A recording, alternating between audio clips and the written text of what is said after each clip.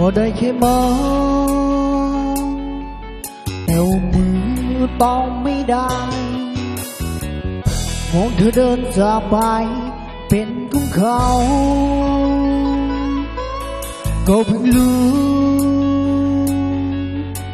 ที่จริงเธอมองฉันแค่เงาเจ็บแค้นเท่าไรแต่ก็ทำอะไรไม่ได้ไหนเธอเคยบอกว่าจะรักกันแต่ไม่กี่วันเธอก็กลับมาแปรผันเจ็บแค้นเท่าไรแต่ไม่รู้ทำอย่างไรอยากฆ่าเธอให้ตายแต่ก็คงไม่คุ้มค่าเพราะว่ารักไม่ได้มีไว้ข้างมาและฉันก็ไม่อยากเข้าไปอยู่ในนั้นถึงรักเธอเพียงใดแต่พูดถึงคุกที่ไร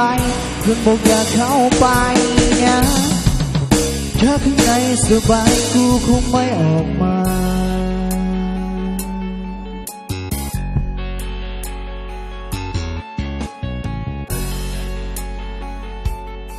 ก็ได้แค่มองแต่ก็ทำอะไรไม่ได้มองเธอเดินจากไปเป็นของเขาก็เพิ่งรู้ที่จริงเธอมองฉันแค่เงาเจ็บแค้นเท่าไร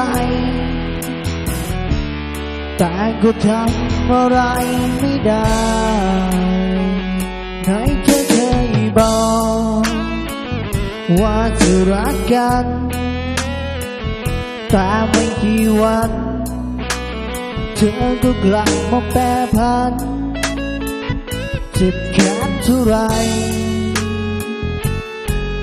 แต่ไม่รู้ทำอย่างไรอยากฆ่าเธอให้ตายแต่ก็คงไม่คุ้มค่าเพราะว่ารักไม่ได้มีไว้ข้างมาและฉันก็ไม่อยากเข้าไปอยู่ในนั้นถึงรักเธอเพียงใดแต่พูดถึงคุกที่ไร